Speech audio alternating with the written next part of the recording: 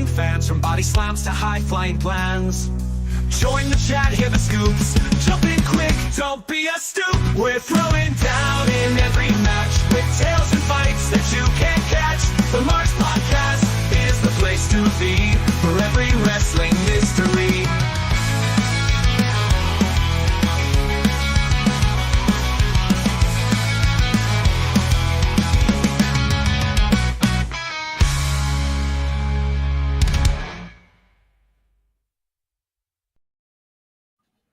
Ladies and gentlemen, this is Tony Chimmel, the GOAT of ring announcers. And you're listening to the Marks Podcast on YouTube.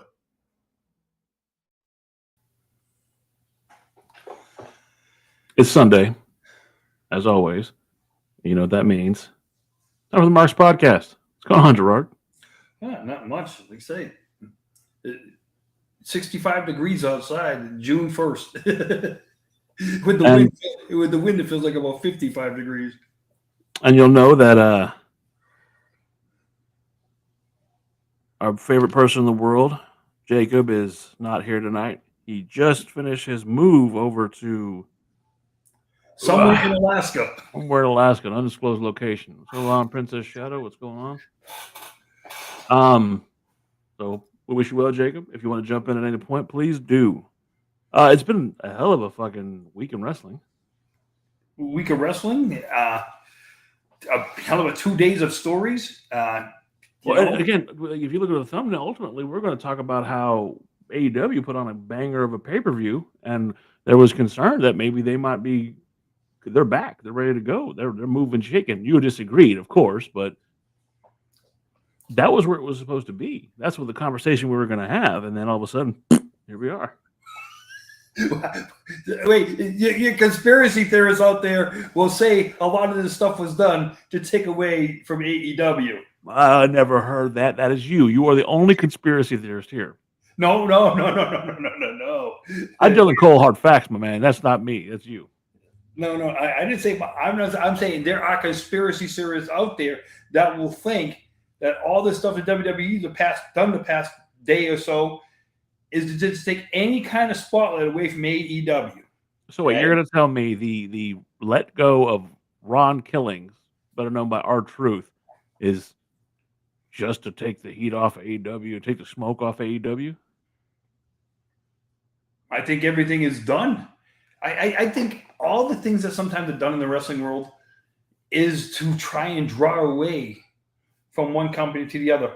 The only difference is back when the WCW and WWF were doing it, we didn't have this lovely thing called the internet to run off of. You couldn't bounce off of. You actually had to watch TV and stuff like that. Wait a minute. You had to go by some little newsletter that some pothole-faced guy was putting out. I'm not going to mention any names. You mean Dave Meltzer? I don't mention the name. You mean Dave Meltzer? Why give the guy any credit? David Meltzer? I won't give him credit. And his 5-star rating? Yeah. The god of wrestling? Holy shit. Hey, wait a minute. Here we go. What up? Hey, he needs a 5-star suppository what he needs. What conversation did I just walk into? We're talking about basically we were really we were going to talk about how AEW had a banger of a show, which you were there. I know you're not happy with it, but I thought they had a damn good show. Oh no, he ended up not going. I ended up not going. What? Yeah, you could have stayed on the show?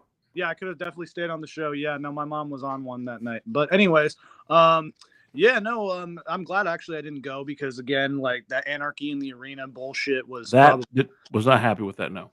And by the way, what a great, they had the Owen Hart tournament and then they played Let the Bodies Hit the Floor. It's like, like no one thought about that. You know what? Wow. What time is it?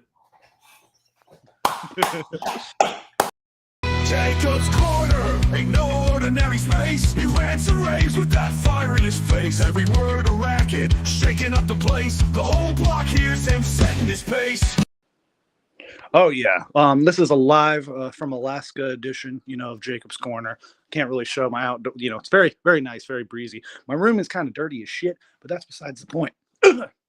But yeah, so Anarchy in the Arena, by the way, probably, you know, again, I know AEW loves to do this type of match, like it's like their signature match. You know, they had the Stadium Stampede before that, but no one thought that that wasn't a good idea. You know, playing the same night that you had Owen Hart, you know, an Owen Hart match, and you play Let the Bodies Hit the Floor. No one thought about that.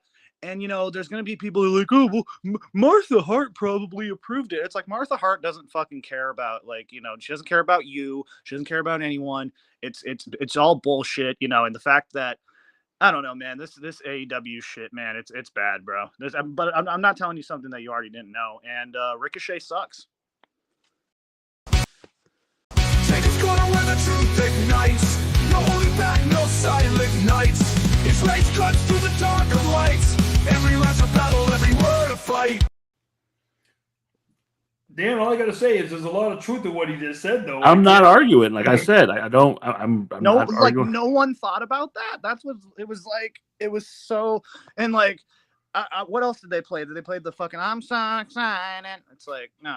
Well, hey, the one thing I will say about what you just said about Martha, Yeah, all she's there for is the paycheck. Yeah, it's just money. The only reason why she writes her name off on is the. I'm not going to make that assumption. That's not fair. I didn't lose a spouse. I don't know where her head is. What happened? What happened to Owen Hart? I don't know what happened. Hey, I don't know what happened to the Owen Hart, but the Blue Blazer. Yep. Both of y'all are going to hell. I want both of y'all to know that. Both of y'all are going to burn in a fucking pit. When y'all are going to sit there and you're fucking answering, they were like, so what happened to that fucking podcast you were on? I would still make a joke. I'd be like, you know. Anyway, so again, I thought like Gerard was in disagreement with me. I thought the Hangman versus fucking Ospreay match was excellent. I thought that was really well done. They had me baited in. Gerard countered and said it went too long. I thought it was excellent. I mean, every Hangman match goes on for too long, so it's like, if they really think that crowning Hangman, putting the belt back on Hangman in Texas, they really think that that's the move, then that shows everything that's wrong with this company. And the fact of the matter is, Hangman just sucks. I hate every time he's on screen. It's nasty, bro. It's nasty.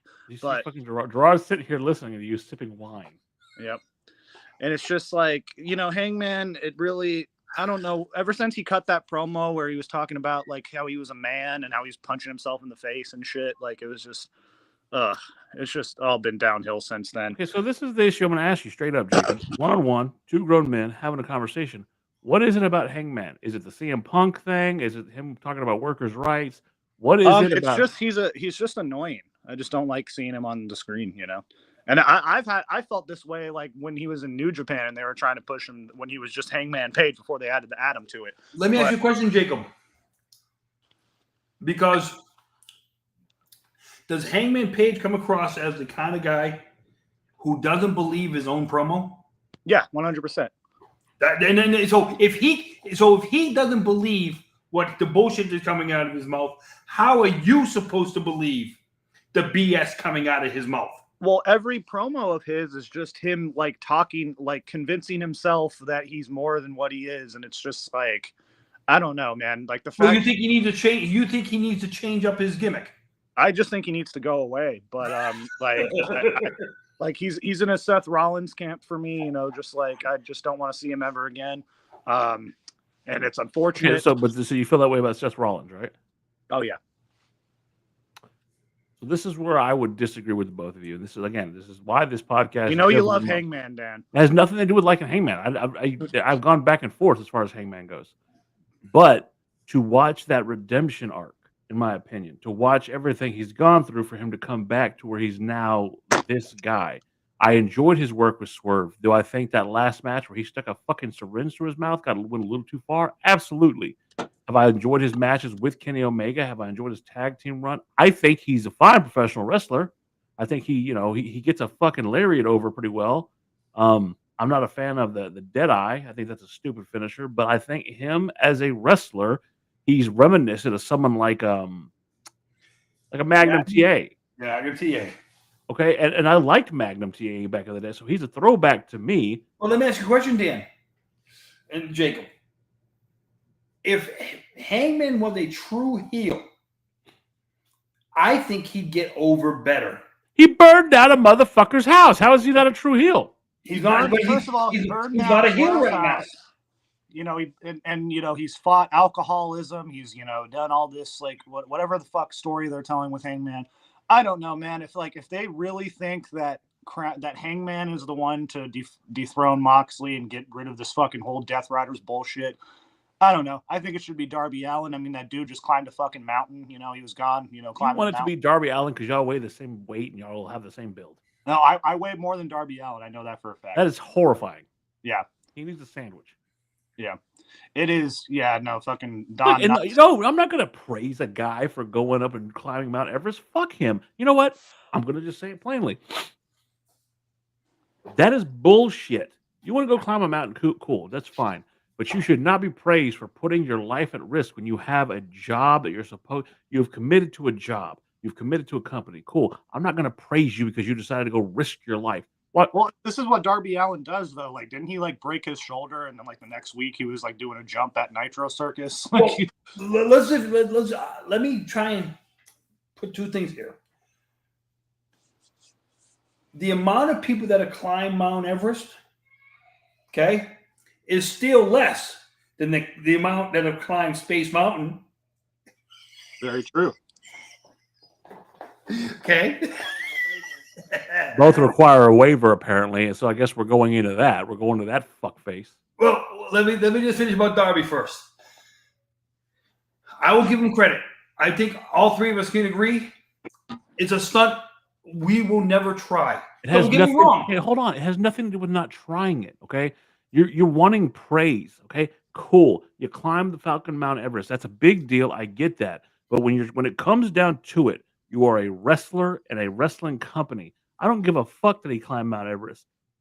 It doesn't change the fact that he's an undersized wrestler and a company where he's never believable. I'm sorry. You put the belt around him, it's going to fall right off because it's not big enough to fit around his fucking waist. Yeah, who was that one guy in NXT who won the North American title, and then they tried to put it on him and it fell down? Forget that dude. I think the world forgot that dude actually. I'll put it like this: Darby Allin AEW, Mikey Whipwreck ECW. That's not even close because Mikey Whipwreck earned the fans' respect by being a ring jobber who got his ass whipped. No. What I mean by that is the size, the size-wise factor and stuff like that. No, okay? Mikey Whipwreck was bigger than fucking Darby Allin. Darby Allin looks anorexic. What I'm saying is, though, Mikey Whipwreck had in some people's eyes, what is this guy doing in the ring with these guys? Okay, let's go Rey Mysterio then. What is Rey Mysterio doing in the ring with these guys? Okay, and again, you talk about Rey Mysterio. Rey Mysterio changed his body type, worked out, buffed out, and was able to look. Here's the thing about Rey. Rey was a novelty for the time. He should have never been the world heavyweight champion. When Eddie died, he was a fast track to the title. So that's a hard take. I get it. People are going to like it, but that's my opinion. Poor Chavo. When Rey Mysterio fought JBL, in reality, we know how that really would have ended. Fair. I'm saying in Darby Allin's case, give me an AEW talent right now that when he comes back has that JBL that Brody King. Okay. Yep. Darby Allin versus Brody King. They've already done that 100 times. In reality, Brody King should absolutely destroy him. So it's not that I dislike Darby Allin. I need to make that clear. I think his gimmick's cool. I think whatever. He's just not believable. It's just, okay, his finisher's the coffin drop. So you're telling me a 110-pound guy jumping off the fucking top rope, landing on you. Look, that's like that's throwing a baby at me. Okay, I'm going to catch the baby. I'm going to move on with my life. It's just not going to happen. Well, it's like Selena Vega 619, dude. It's like put it this way. Could you imagine Darby Allin coffin dropping somebody like Bronson Reed, and Bronson Reed has to sell it? Oh yeah. Are you freaking kidding me? Well, if Bronson Reed was in AEW, he'd be a fucking jobber. He'd be jobbing Darby Allin. Well, because here's the thing. Andre the Giant picked up women bigger than Darby Allin, and he would hold them up. And again, it's not. I'm going to make from my end. I can't speak for you two. It's not a dislike of Darby, but it goes back to the idea that he's a crash test dummy. Look, he's the smaller version of Mick Foley, if that's what you want to say. Absolutely. And I'm going to sit there. It's nice to have that guy as champion for a night because it's nostalgic. It's a pop. Okay, you get that. But I'm sorry. I like my world champion to be have a little fucking brain, have a little fucking sense to know what he's doing. I look back at someone like Nick Bockwinkel. That was a world champion to me. I look back at when Chris Jericho was wearing the suit and copying the style of Nick Bockwinkel. Going back to the Four Horsemen, looking at Tully Blanchard. I'm not going to, you know what? I'll say this right now because I know we're going to transition to this. I have lost every bit of respect I once had for Ric Flair. So I'm not going to bring up Ric Flair, but You still have respect for Ric Flair, dude? I will damn sure bring up Tully Blanchard. What about Kerry? Kerry Von Erich, excellent champion. Stupid. What about Lacey Von Erich? Remember her? What I'm going to think about Kerry is this: the biggest problem with Kerry, drugs, was Kerry. Yeah, and his poor decisions affected him. They weren't affecting other people. Yep, that was his big. So if you know the Kerry, think about it like this, okay? Growing up at my age, Nintendo, the first wrestling show, being 85 years old, I understand. King Slender had the cross between Ric Flair and Kerry Von Erich. Okay, that's what the character is built like. Sorry, guys, this is back in the day to where it was just you're gonna really get the face. The screen was zoomed out. The graphics were disgusting compared to today's game. Yeah. To these guys today and those guys in the past, you're supposed to make your champion believable to the guys he's wrestling. And I know Hulk has gotten some shit for the past 10 years, but let's go look at when the videotape come out. He would sell for anybody. Yes, it was for the money. Unless they were black. But he would sell for you. Doesn't mean he'd lose for you, but he would sell for you. Right. That's what I'm saying. There's a difference between selling for somebody and he was selling just to get the right. He sold for people. To go into a spastic-tism fit. Doesn't mean listen, he sold for Bad News Brown. Did he do the job for Bad News Brown? No.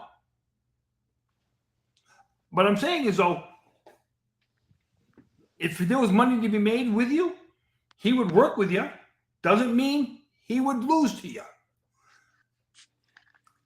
But he would make it believable. At his size, and the guys he went against, it was believable. You know what? I'll give you that. I'll give you that about Hulk Hogan. Hulk Hogan ran about 6'7", 100%. I've been doing the Hulk Hogan beat shop in Florida. The one in was it Orlando? I think. Yeah, went up there. And they have a life-size bust of Hulk Hogan as Thunder Lips. And I stood next to that photo. We took a photo of it, but I stood next to it, and I'm 6'5". He definitely had an inch or two on me. Okay, so that I get 100%. He's a big guy. And when he wrestled, the only other person that made him look tiny was Andre. But you wouldn't have known. Maybe Big John Studd. Maybe Big John Studd. Oh, he was another. But I'm just saying is a fact. But Hogan definitely didn't look like someone who's 6'7". Someone who else was really good at deceiving people about their height. So was Edge. Edge is also up there at 6'5", 6'6", but you never saw him like that because he was able to wrestle a certain way. Well, look at it like this: The Rock. The Rock is 6'4", 6'5". Yeah.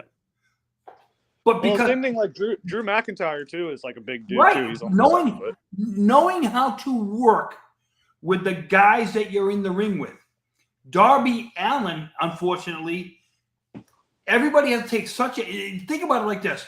Watch anybody he's an opponent with before they fight him and after. They speed up immensely. For Darby, they slow down.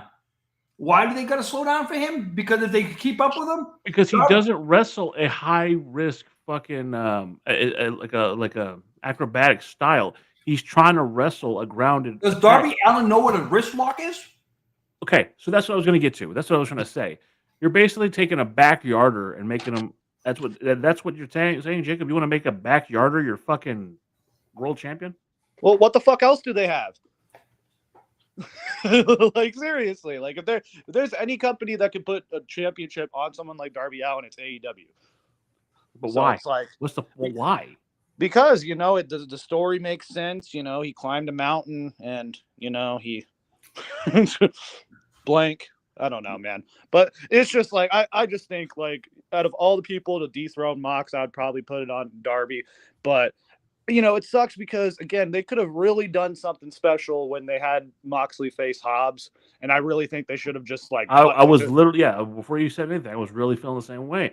I don't think it's a race thing. I don't think it's a thing like that. I just think they're so concerned with their new toys, and that's the thing. The biggest issue is with AEW. Go so far as to talk about Mercedes Moné, fucking Jacob's favorite fucking female wrestler, and I like how he popped right back in. I said to Dan, Mercedes Moné couldn't sell a poncho to somebody at Niagara Falls. Well, I'll give you this. She had a hell of a match with fucking Jamie Hayter. That was a damn good match, and I love Jamie Hayter. I also think that Jamie Hayter is in the same position as Will Ospreay. They just can't seem to win the big one. Hey, you know what the sad part is? Mercedes Moné is so good. Their best woman is gone from the company because of Mercedes Moné. No, it's bullshit. Because if Mercedes Moné, and I said this after years ago, I said I was done with WWE, and I was for quite a while. I stopped watching wrestling after the Fiend lost to Goldberg. I was done, and I really focused on AEW. that was. So I'm going to make another declaration right now.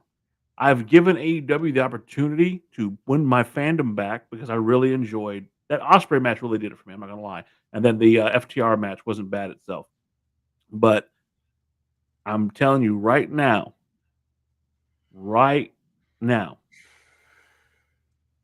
if Mercedes Moné beats Timeless Tony Storm, you're done. I'm done. I cannot sit here and watch as you've already beaten Athena, who is a far better wrestler than Mercedes Moné ever was. Yep. I don't give a fuck. It was a screwy finish. I don't give a fuck. She beat her in the middle of the ring. It's bullshit. So if you have Timeless Tony Storm, who is over, who has worked her ass off, who went from being the little rock star gimmick, who got cake in her face, walking out of WWE as embarrassment. I want her cake in my face. So, okay, there you go. Did you get it? Did you get what you wanted? If Tony Storm loses that match, I'm done, because you're telling me you do not give a fuck about my generation of wrestling fan. You care about whatever's new. Well, you're damn right. That doesn't work for me, brother. I'm sorry. It doesn't. Let me put it like this, though, okay? Timeless Tony Storm was there before Mercedes Moné. There's one difference between the two right now. One has 100% creative control in her contract. Yep. With that 100% creative control, we had a thing called Becky Two Belts.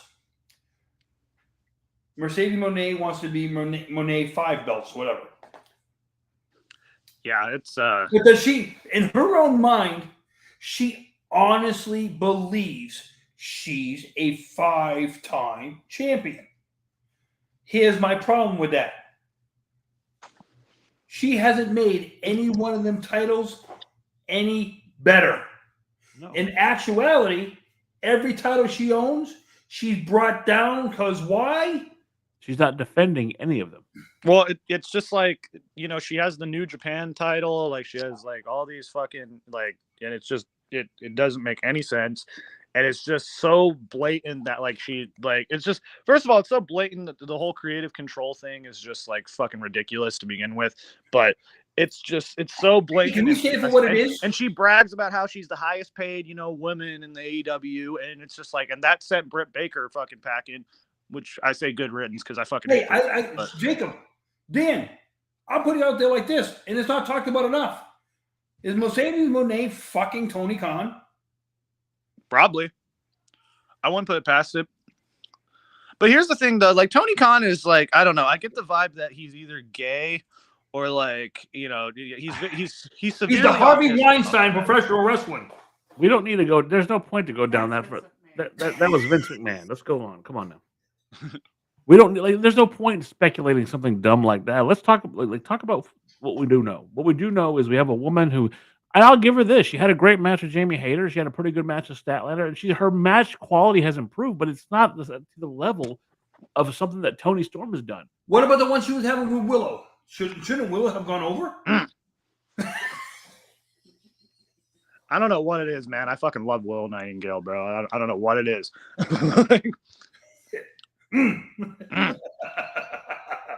What I do know is that the AEW, look, I know the Hurt Syndicates are champions. They're doing some with MJF. It's just they had some good moments, but you're gonna lose a lot of my group, my general group, my general generation as far as wrestling, because people are tired of Mercedes Moné. She's not. What you do know about her is that she'll walk out if she doesn't get her way. That's what we do. You know, the sad part is, you guys will agree, when you have your competition's female wrestlers blowing her away right now. Sol Ruka blows away Mercedes Moné. Just blows her away.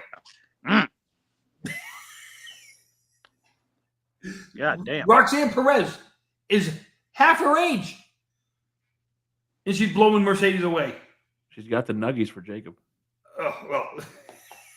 Hell yeah. I'm just saying is the fact of Mercedes Moné, before you can start claiming that you did all this in the business, look what's knocking on your door. And she's so scared to open that door. She has to command what she's going through with her ball. In my personal opinion, I think and again, this is not me attacking her looks or anything. This is me attacking her because everybody does that. And that bothers me. We talked about it a little bit last week. It has nothing, for me, it has nothing to do with her looks, her personal life. Every critique I've ever had for a female wrestler 100% has to do with their in-ring ability, their promo skill, and their overall abilities as far as it goes to the ring and in general. She's done nothing to impress me. I'm sorry. Her promo skills since she was the ADW from WWE are non-existent. No, they're horrible. And she has a writer too, apparently, and it's just like, what the fuck? Well, but Jacob, in fairness to that writer, I could write down the perfect promo. No, you can't. If you can't deliver it the way we're writing it, They can't. Forget it. It's done. You can't. You can't, Jake. I'm sorry, Gerard. You can't. And the reason why you can't write the perfect promo is because you're the guy who wants the Miz to win the Royal Rumble. Oh, no. You want the Miz to be the champion going into the Royal Rumble. You want him to win the Royal Rumble by being the 30th entrance and the 29th and the 28th to knock themselves out. So the Miz has to do a promo against a cardboard cutout of himself. That is your desired dream matchup for WrestleMania. I could give you the perfect promo. You go out there and you deliver it flat because you don't know how to pause. All you do is basically go out there and say it. And that's the way Mercedes Moné comes across. She gets all her promos handed to her. She memorizes it and goes out without stopping and says it because she can't put it coherently together unless she does it word for word, and it has to be done straight. She can't improvise because maybe dumber than a $3 bill. But she's a fellow Bostonian. Why are you treating her like this? God, man, it's like, I'm not even from Boston, and that offends me that like she claims to be from Boston. Yeah, Gerard, she's a fellow Bostonian. Why are you treating her like this? She ain't from Boston. She just says she's from Boston. She's from Boston. Huh? She was not born in Boston. Isn't that what all of y'all say? Y'all don't really Listen, from there. Y'all just say it. Cena's father is 15 minutes away from me. Mercedes Moné was not born in Boston. So you're saying we're gonna have Mr. Cena on next week's podcast? That'd be awesome. Cena's dad doesn't live. He lives 15 minutes away from, depending on which way I go. Next week, Gerard guarantees. No, I do not guarantee. I do not guarantee. Gerard is guaranteeing we're having Mr. Cena on next week's show. I guarantee that as much as I have Johnny Ace on here, okay? And if you want That's to the go end of with the March Johnny Ace, podcast. That was a nice run. We got 33 episodes out, but we're probably done after next week if we get Johnny Ace on this bitch. Hey, speaking of Johnny Ace, imagine we get Johnny Ace on the show and then hold on, like, we have to go back because we just ask him about his career and shit. We're just like, yes. We had a good little thing, me and Shane. We had dynamic dudes. I could actually ride the skateboard. Shane wouldn't do it. We were dynamic. We had so many great matches in WCW. Well, wait a minute, hold on. I would just talk about how much better the Road Warriors are and like how much better his brother was and shit. Wait a minute. He would say yes, then he would say no. He'd say yes again. He'd say no again. He'd say yes again. He'd be forced. And then he was forced. against And then it. he was forced into it. And so Oh, yeah. Well, I was forced to be a dynamic dude because reasons, and then people power. my wife was dying of cancer, and Vince just sent me nudes. I didn't know what to do. So,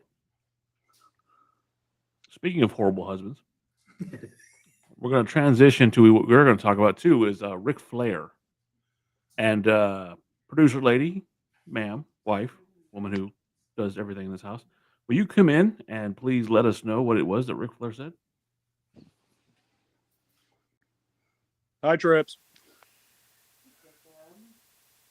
All right. So, Ric Flair, king of 9 marriages. Can't hear you. Why not? I don't know. They can't hear you. Can you hear that? A little bit. I can hear you through Dan. I can't hear you through. Well, that's what I figure. There you Is go. that better? There you go. Okay. So Mr. Flair decided to take to Twitter and take a shot at JR, who is fighting colon cancer after fighting skin cancer and losing his wife and, every other cancer under the sun. I'm just trying to pull up the exact quote. 2 seconds.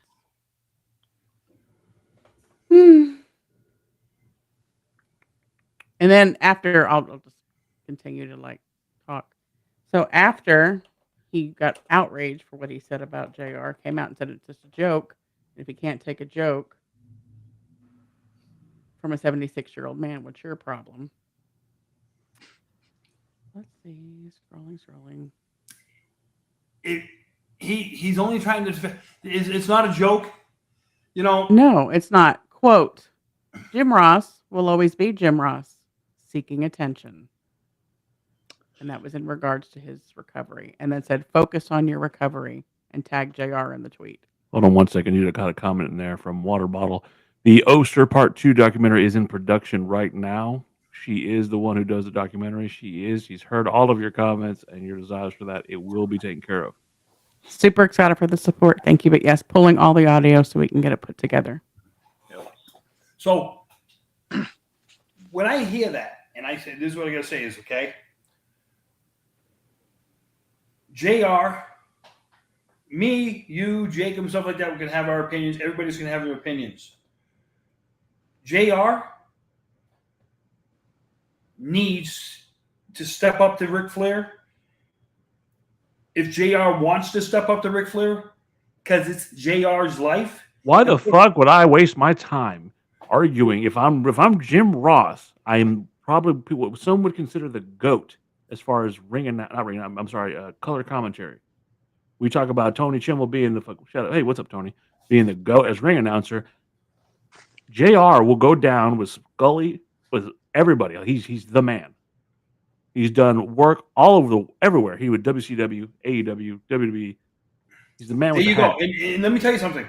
Because of how much he's done for the business, JR, in the amount of time he's been in the business, he hasn't been in it as long as Flair. But I'll tell you what, he's called as much for Flair as Gordon Soley did. Beyond that, no.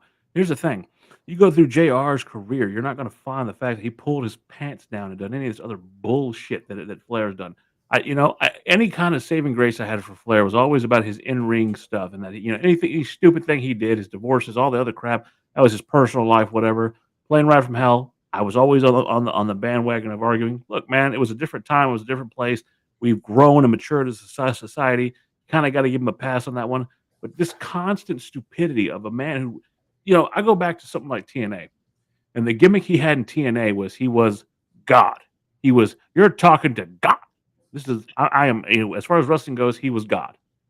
He really fucking believes that, I'm starting to believe. I'm really thinking his head is so far up his ass, and I think that's it, being a God-fearing man. I think his punishment is that he's still alive. So my question to you is, but he always praises Shawn Michaels as him, in his eyes, as being the greatest of all time and not himself. Is that because he doesn't want to put himself over in that aspect? He'll put himself over in every other aspect of the business. He hated his own work. You talk about go back to WrestleMania, the Undertaker and him when they wrestled at WrestleMania. He hated his own work then. He always hated his own work, and that's an insecurity issue on his part. I could give two fucks. In fact, You know what's sad is, Dan? You hate your own work when you call everything out in the ring. But but hear me out as far as that goes. If we look back at the history of Ric Flair, yes, I would say he was a standard bearer in the 80s for what wrestling was and having a great match. But if you really hyper analyze it now and look at wrestling as what it's evolved into, Ric Flair had the same fucking match every single night. Of course he could go 60 minutes. He was a 60-minute man because he could do the same match every single night. Chop, chop, run to the turnbuckle, slide over, get knocked down, climb up to the turnbuckle, get thrown over, chop, chop, maybe a suplex here, figure four, and we're out, or we ran fucking overtime. A match like that today, and you'll agree with me on this, 90% of fans would not technically want to watch that match. No. But they'll watch the flippity floppity shit that you see all the time from AEW. Does the storytelling of a match, the selling of the match, the heel versus the good guy, where the heel pounds on him for the match, the good guy makes the recovery, gets the pin. Okay, here's the deal. Ric Flair made a lot of people a lot of fucking money, right? You would agree with that? And he made himself a lot of money too. Absolutely. He got nothing to show for it because of stupid decisions, but Ric Flair made a lot of people a lot of money. But I'll argue this point. Make money without him. Oh, absolutely. And that's where I'm getting to. Ric Flair was good at being the heel that took a beating. I'm all for that. But I think that the American Dream, Dusty Rhodes, would have made money despite himself because he had a voice. He could wrestle. I think Magnum TA would have made money despite himself. Ricky the Dragon Steamboat would have made money and has made money without Ric fucking Flair. The problem I have with Ric Flair is that you were considered a legend. You had a legacy that would have lived on forever, and yet all you want to fucking destroy your legacy. Hulk Hogan didn't want to destroy his legacy. He got caught doing stupid shit. Ric Flair will come out and do the stupid shit. Yep. For what reason? Because he's Ric Flair. Just keep you're not. No, he's not. He's Ric Flair. His real name is Ric Flair, and Ric Flair is a dumbass. Richard Flair, yes. My question to you is this. Here's the other one. The promo he cut in WCW talking about Eric Bischoff, where he gets undressed in the middle of the ring, drops the elbow on his jacket. You know, he's down in his trousers. Powerful statement, yes. The most real promo he probably ever did. So do we start arguing the fact? Is there a point you start speculating that maybe this is Alzheimer's going on? There's something going on mentally. He's just lost his shit. What the fuck? I think one of two things is happening to. I think it's the age, and I think, it's obviously he's still a big drinker too. So I don't know. I think he was on the sauce, and he probably thought. But when does that stop being an excuse? No, I know, but it's not an excuse. I'm just saying, I just think, again, I just pay no mind to Ric Flair anymore. It's just kind of sad. No, but we need to pay attention to some of this shit so we can call it out and say, look, you're a dinosaur from a bygone era. You're ruining your reputation of yourself, and because people consider you the greatest of all time, you're ruining the fucking reputation of wrestling. Jacob, me and Dan were and his daughter, his fucking daughter. Well, and here's the thing, someone. And one of the things I bring up to him is this, okay? With the IWC crowds and stuff like that today, with the amount of podcasts out there like that today, where do we, as the fans, the people to do the podcasts and stuff like that, when it comes in the IWC crowd, where do we need to draw the line with wrestlers like this who have gone past their prime, but will do stupid shit to stay relevant when there's no good justifiable cause for them to stay relevant? And I think all three of us agree on one thing. we're all talk about the business of professional wrestling today because of one man. I don't ever care to see him back in the business of professional wrestling again. Go live out the rest of your life. You have more money than you'll ever need. Go do what you got to do. Stay away from professional wrestling. Thank you for letting me live vicariously childhood dreams through you, for letting me work for you. Turning me into a man.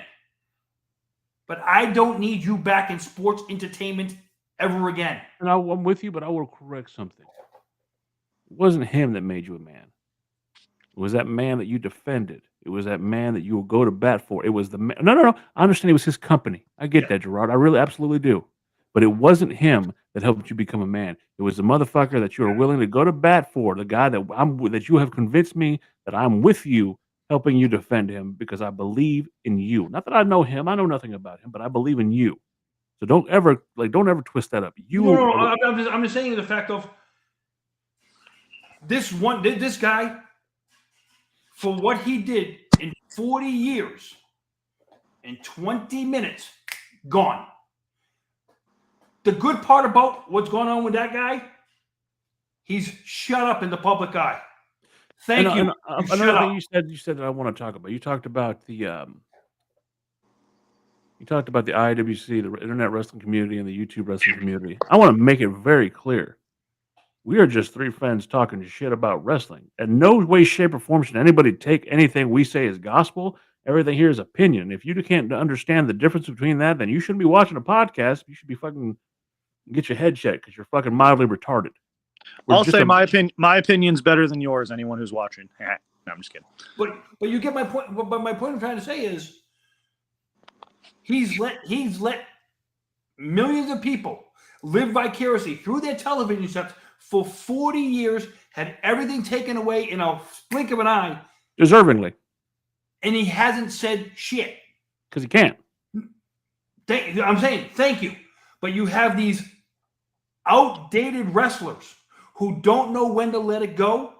It's not my problem. It's not his problem, not Dan's problem, and not anybody's problem that you did not know how to save your money for retirement and go off and ride into the proverbial sunset. And I don't need to hear about your fucking dick. I don't give a fuck about your shriveled old 70-year-old dick. Dude. Correct. And that's the problem. And like you said, you're tearing down your own daughter's legacy because you don't know how to keep your mouth shut. And I feel bad.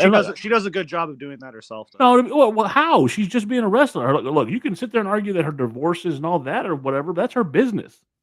Oh, no, I don't care. Oh, no, I don't care about that. I just don't like Charlotte. She fucking is a damn good wrestler. She's great on the fucking mic. She continues to evolve. I don't know. I wouldn't say she's great on the mic these days. I don't know what happened where she because now it seems like every time she goes out there, she gets triggered. So it's like, I don't know. Look, I'm not the biggest Charlotte fan. I'm not going to sit here and say that I'm like, I love me some Charlotte, but I'm going to call it like it is. The woman has evolved her style since the first time we saw her in NXT. She's throwing fucking moonsaults out there. She was doing this. She keeps herself in phenomenal shape. You never see Charlotte come out there looking like a slob. She's always trying to be better. Granted, I think she got a little too much work done. That's personal opinion. But she never goes out there half-assing it. You always get quality matches. Ric Flair is in the 76-year-old category, okay? Charlotte Flair, if she sees 50 in the ring, 50 now, she would have done a great career if she sees 50, which would probably be right around 20 years. Thank you. Yeah, Will said it in the comments, right? But when she gets ready to hang it up, we'll probably never see Charlotte again. No, but she's also not, I would assume, hasn't been foolish with her money. No, because she got. I think she might have gotten the extras of money, a little bit of those money. But I'm saying is the fact of when you look at all the internet stuff and stuff like that. You don't see Charlotte a lot on the internet either. No. Unfortunately for Jacob, because he loves all the females on the internet. I'm saying is the fact, like we talked about it last week. unfortunately, in the world of professional wrestling, in all sports, men will hang around until they're past their prime, where women, by the time they're 50, they're out of the sport. They're just about out of every sport, if you think about it. They're gone. See you later, bye. Because up until 50, I don't know what happens, and then they just. I understand the body falls apart. Let's just go. We can go with Trish Stratus. She's 50 years old this year.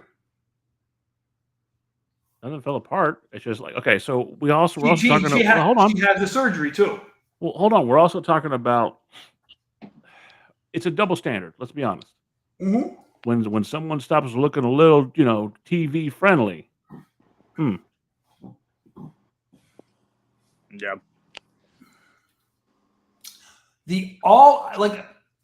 I hate to say it, somebody who's not like, I'll give you a perfect example, and I'm hoping that it doesn't come across too shabby. Somebody like a Piper Niven. Okay. Her wrestling ability keeps her going. Okay. Her looks, if she was just about looks, she would not be around. Maybe in Jacob's eyes, but I think that's about. Yeah, I mean, I'd hit it. I love Piper Niven. I'm just saying is the fact of. Love So the who they Scottish put her chicks. up? So who they put her with? I read this comment. The best way to look thin is hang around with fat people. Well, the best way to look pretty is to hang around with ugly people. And so they give it That's why Jacob's here. Huh? Yeah. So Jacob they wants put to hang out. Chelsea Jacob hangs out with our ugly asses so he can look better by comparison. So you put Chelsea Green with Piper Niven. It gives her a little bit of, But I'm just saying is the fact of Ric Flair throughout his career had this gimmick to where he was the jet flying, limousine riding, kiss stealing, wheeling dealing, son of a gun. Okay? Rick, you're no longer jet flying. You're lucky if you sit and coach. You no longer can get the limousines unless it's an Uber. Right? Kiss stealing. Okay, but you You're sit fine. there, and again, what Trips brought up earlier. He put out you have to have a waiver now to ride Space Mountain. You know what? As long as he shuts off the lights, he might get people to sign on to that waiver, because if the lights are on, guess what? I don't know if there's that much Viagra in the world that's going to want to make any woman to jump on that line. Well, it goes back to what we've always talked about. It's a flash in a moment. Like your whole wrestling career. The Undertaker talked about it. It's like he can't believe it's over because in his head it just started. All those years go by like that, and I don't think at 70 years old he still hasn't reconciled the fact that, dude, it's over. It's over. That's why I bring up a thing about Hogan, to where take away the Gawker lawsuit. He loses the Gawker lawsuit. Hulk Hogan is gone. See you later, bye. Hulk Hogan's gone because of more stupidity than that. No. But I'm saying is, though, he doesn't have the money to keep the name going on without the wrestling career. So that's why he started Real American Beer. No. I'm saying is he was able to keep the name alive because of the lawsuit. He loses the lawsuit. He's about to get another lawsuit for fucking hitting a broad in the head with a beer can. He's a dumbass. Again, we're the same guy who a couple weeks ago literally said, I wrestled Brock Lesnar when he came back from MMA. Listen, you know what's the difference? What's the difference between him and Flair? Other than one is 6'7", the other one's 6 foot tall. Well, no, after the hip surgery and the knee surgery, he's about, he went from 6'7" to about 6'2". No, 5'11". I don't know. Fucking, and again, that's another guy. I was never a Hogan fan. Not gonna sit here and tell you I was. Hogan just never my guy. But it's like, you talked about Shawn Michaels earlier, right? Shawn Michaels was on the path to be that piece of shit. He was on his way with the pills and everything else, and everybody hated his guts for the longest time. He found a way. The injury going into was WrestleMania, the best thing that ever happened to him. How many guys can you say the best thing that ever happened to him was an injury that bring him into the reality world? And you know what? It took some time. Don't get me wrong. It still took time after that. I don't know. I Meeting think the Draws Nitro was Girl. doing okay. Hey, being introduced to the Nitro Girl, that saved his Sorry, that life was too. terrible. No, it didn't. No, hold on, because remember, he was sitting there with her, and they've talked about it. When he got to his worst, he still had a son. Couldn't even hold his fucking son because of the drug issues. Something happened, and it flipped for Shawn Michaels to go, for Sean Hickenbottom to go, I'm gonna lose everything. He found God. I'm not gonna push that on anybody, but that's what helped him. Listen, some guys, reality will kick you in your balls. And you say, you know what? Yep, I need to follow that path because this path that I've been taking hasn't been working. Some guys will allow that in. Not everybody does it. You know, you probably know people in your own life. I've known people in my life that no matter what goes wrong in their life, they don't think anything's wrong with them. And Leland, you're absolutely right. She probably told him, "Us or the pills." And how do you tell somebody you're never going to see your son again because you can't seem to? What do you want to do? You want to be a pill popper, or do you want to be a fucking father? I wasn't there. And that's what I'm saying. You might know people in your life like that. I've known people in my life like that, to where what's the biggest one? Booze. Yeah. That's the biggest one. To where, hey, you got to put a choice here. And for family or stuff like that, because, you know, I can say my dad was a working alcoholic. Okay? We talked about it. Like I said, everybody should know somebody like that, you know. Today, to actually have people who are working alcoholics and they admit it, especially in the world of professional sports, you won't get that admitted. How many times have we seen these documentaries? You say that. Hold on. You said that. But going back to AEW, Moxley came out and said that. He fucking put himself through rehab and said, I can't do this. He now drinks non-alcoholic beer because he knows he has that desire to drink. He does that because he knows he has a problem. For all the shit people give Moxley, they're not happy with the Death Rider shit. I applaud the guy. He realized he had a fucking problem and he was on this downward spiral to ruin everything he'd ever done. Moxley did it. Moxley admitted, he understood, he evaluated. I have a problem, and fixed it. That takes balls. And that's what I'm saying. I will applaud people who try to pull out of it. Okay? But when you fall into it, I just let you know Jacob lost Wi-Fi, so he'll be back as soon as he can. But when you fall back into it, no matter what you did the first time, you're even bigger loser to me to fall back into it because you were out of it. No, okay. So this is. Okay, I'm going to say this because I've had my own issues with. And I'm saying, I'm mostly talking about Ric Flair. No. As far as Ric Flair, that's fine. Moxley, I think, multiple times, but he's on the path. He's trying, and I'll tell you this as someone who's dealt with issues like that. You're always going to be an addict. There's no fixing being an addict. Once the day you become an addict is the day you will have to admit that for the rest of your life, that something's going to be on you. You will fight that. You will fight that monkey on your back for the rest of your life because it got you once, it can get you again. The problem I have with Ric Flair is he's doing it on a public platform, and I don't think it's just because he has issues. I think he needs the attention. He's starved for that desire to be in the limelight. You and I discussed it today on the phone. It has nothing. I don't think it has anything to do with Jim Ross. I think it has everything to do with him wanting some sort of, whether it's positive, negative, anything. He wants some sort of attention. If they're talking about you, what's that? Listen, we can go back to Eric Bischoff. Controversy creates cash. That might all be that may be all Ric Flair lives for. Whether, like you just said, negative or positive, for his name to be talking about, that's positive to him. That's money to him. If when he does these stupid things, if the whole community just stopped talking about it, he'd go away. Let him say whatever he wants. I talked about him earlier. We talked about Ricky the Dragon Steamboat. He's appeared on AEW multiple times. And every time he shows up, he gets that fucking pop. It doesn't matter if it's been 5 years or 15 years. It's because they respect him for the body of work he's done. Ric Flair had that. And now Everything that he's built because of stupid decisions, because of everything he's done, gone. Another person is controversial that at some point we're going to stop talking about him because we're going to have resolution as far as court cases go. Another one we need to talk about just opened an entertainment company.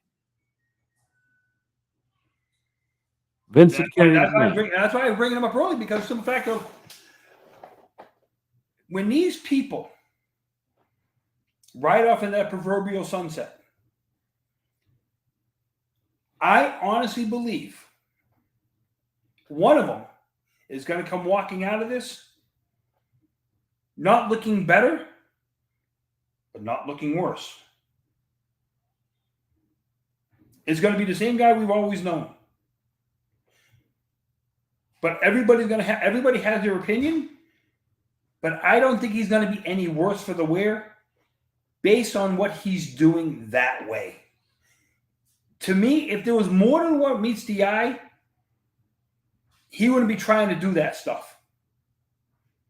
So you say that, okay? You say that. But we're also talking about a guy for many years, in my opinion, thought he was untouchable. Like, he truly believed that there was nothing that he couldn't do, that money could pay for everything. Again, I truly believe that what happened with Rita Chatterton happened to some regard. I think he fucked her.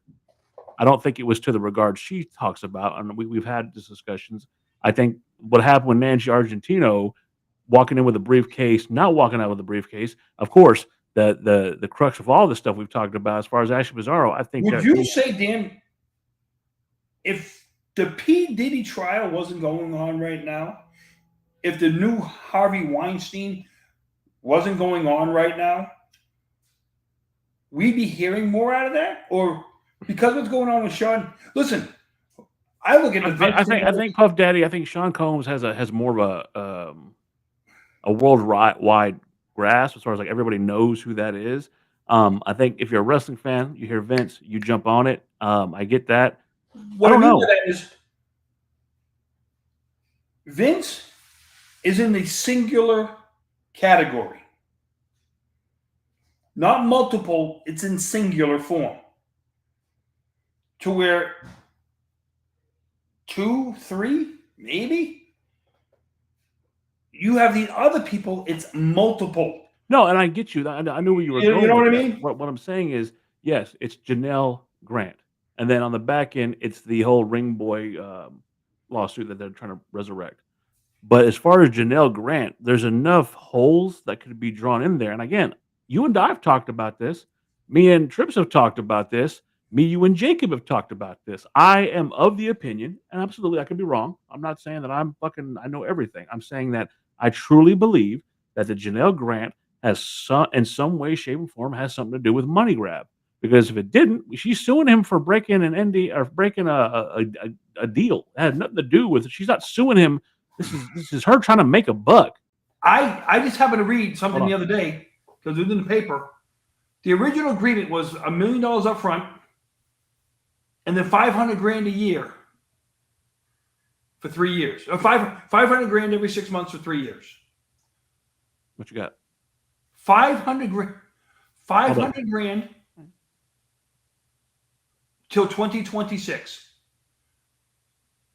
So, yeah, so 3 year time, he was going to pay her $500,000 every 6 months till 2026. So and we've discussed it being a truly transactional relationship, right? What is Laurinaitis going to give him?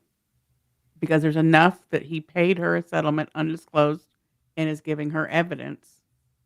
So what is he? Did he finish paying the $2 million? No, he reneged, which is why she was able to sue him. But now that Laurinaitis has decided that he is Team Janelle Grant and is, according to her legal team, providing evidence. Is that video? Is it audio? Is it more text messages? Remember, what did Vince do that made Laurinaitis flip? Those are my questions. Think about it like this. Laurinaitis signed for an undisclosed amount, and he cannot get brought back into the case. Do you think they offered him that? Do you think that's what they offered him? I think he offered her the other $2 million. So now she got her $3 million. No, she just said herself. She thinks that's evidence. They're giving him. they said he's giving her attorneys evidence. And He's giving them something. he gave her, it is an undisclosed amount of money. That's fine. That's separate. That's separate. Yeah. He might have gave her the $2 million, where he's no longer part of that part of it, and he's going to give evidence to where now he's been without prejudice, which means he can never be brought back into the case again. Right. That's what I'm saying. So he's paid her an undisclosed amount, and maybe it makes her whole. But Yeah, so she's it's made her whole. She's shooting for whatever figure in the sky. Whatever Laurinaitis is going to give her is not ultimately what she's hoping to collect at the end of all this. But what evidence is he providing in addition to the money? And what did he do? What did Vince do that pissed Laurinaitis off that he flipped on him? Yep. So, like I said, when I look at it, stuff like that, I think he paid the difference for the $3 million. So she has her $3 million now. Okay. Now she's just she's become the hooker going after asking the judge to make the John pay the rest of it. That's what she's become to me. And I think that's a fair statement, but ultimately, I want to know what else Laurinaitis has. What's the smoking gun he has? That's what I'm saying. What is the evidence? Because why did he? Money isn't anything. First, he was the victim. Then he flipped and said, "No, I'm going to stay with Vince." Right. Then he flips again and says, "You know what? I'm going to settle with her, and then I'm going to go with her against Vince." Right. So what did Vince do? More importantly, what does Laurinaitis have on Vince? Well, both, but obviously he had enough that Vince offered him whatever to come to his side, right? All of a sudden he was no longer a victim because there was a threat because Laurinaitis obviously knows something. So what did Vince do to piss Laurinaitis off to the point where he's like, fuck Vince, I'm backing Janelle Grant. There's enough there where her character is in question. The state of the relationship is in question. But if he's backing that horse, Vince did something. Well, you also have Laurinaitis, who's admitted to doing this, and maybe he just wants out. Maybe he just was, he doesn't want to drag this on. Look, I don't want to go to court. I'll settle with you. Okay, but what's the evidence? Because her attorneys have said he has handed over evidence. He kept the rubbers. He kept the rubbers and gave it to her. He kept the rubbers. He kept the rubbers, put them in a plastic bag, and gave it to her. I'm just saying. But who used them?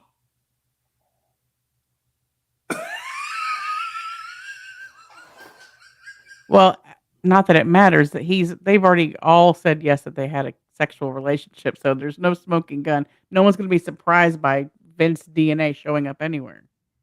Question is, consensual when it got there. The sad part is she's admitted to some form of consensual. Well, that's fine, but you can still be assaulted by someone you previously consented to. I understand it. But the problem is though, in role play only, she has to be able to. The last thing I need to hear about is fucking Gerard Millette coming on this fucking podcast talking to me about his knowledge of role play. I'm not a hermit. I was young once. Okay. Did you pretend to be Coco Beware's bird while someone put it to you? No. Ho! Listen, we all wanted to ride the hoe train back in the day. No, some of the hoes pretty busted. I'm sorry. I'm just saying is the fact, though. To quote Chris Tucker in Rush Hour, you don't bring a man into a buffet and tell him not to eat. What we were going to go into, though, is that he started this new entertainment company. Yep. What do you think about that? I think that if everything against him was so bad, he doesn't do this. I think he's confident that he's going to come out of this. I think he's confident he's getting out of everything. Well, I would post a counter thought. I would say that maybe he thinks he's too old for any of this. He doesn't give a fuck. He's too old for this shit. He don't give a shit. Whatever. Wait a minute. Take away the age part. He said that his whole life. What? I don't give a shit. Fair. He said it his whole life. I'm Vince McMahon, and I don't have to, you know. So, but, you know, I would like to see so many people be wrong on this for the right reasons. Okay, so this is where you and I will argue, agree. I could give two fucks how this turns out for him. If he's innocent, cool. Do I think it's a money grab? 100% I think it's a money grab. Do I think that she was a little more invested in than she says? Absolutely. But I also see he could do something like this. I could see him shitting on her and doing this. I just it's all the reasons that it's a bullshit narrative. My issues have always been, and I have said it here, I'll say it now, I've said it a million times. Ashley Mazzaro, Nancy Argentino, and everything else in between, how he handled Owen Hart, all of that. That's my issues with Vince. I am not going to sit here and support somebody trying to get money out of a piece of shit. Because she's acting as if she's the victim, in my opinion, and some of this was consensual. And that's going to be the key for people to understand is it's going to go to private arbitration, number one. Okay, it's going to go there. We will not hear this being fought out in the courts like the P. Diddy and the Harvey Weinsteins. You're not going to hear this out in the courts. Okay. With the other scandals he's had going on in his life, I don't believe you're going to hear those played out in the court either. But the one thing I will say this is when it comes to him, I'm glad I haven't heard from him, but I'm glad he hasn't just rolled over and died either. Because he could have done that. I could give two fucks. What I mean by that is this, okay? I like to see people defend themselves in a way to where you don't screw it up for your attorney. He's not the one talking. He lets the attorney talk. Too many times, an attorney will talk, and their dumbass client will talk even more. You paid an attorney to do your talking for you. Let your attorney talk. Nothing's leaked out from his attorneys. Nothing's leaked out from his defense. Well, look, and let's be fair. He's not paying for fucking Brian Longcar or some fucking cheap ass motherfucking ambulance tracer. This is high end fucking attorneys. Mm-hmm. They're not doing stupid shit. I get that. Now, I've said it before and I'll say it again. I don't care about John Laurinaitis. I don't care what John Laurinaitis knows. Give me Jerry McDevitt. You can break Jerry McDevitt? That's what I want. Because the attorney-client privileges can only go so far if a criminal act has been done. Mm-hmm. What does Jerry McDevitt know? Why did he step down as being head counsel for Vince McMahon? If you can break that, that's the key. So do you think that Jerry McDevitt knew more than he's saying, and that he had to step down because if he were pulled to the stand, that he'd have to fucking go and tell everything? Total conflict of interest, absolutely. And guess what? Attorney-client privilege can only go so far.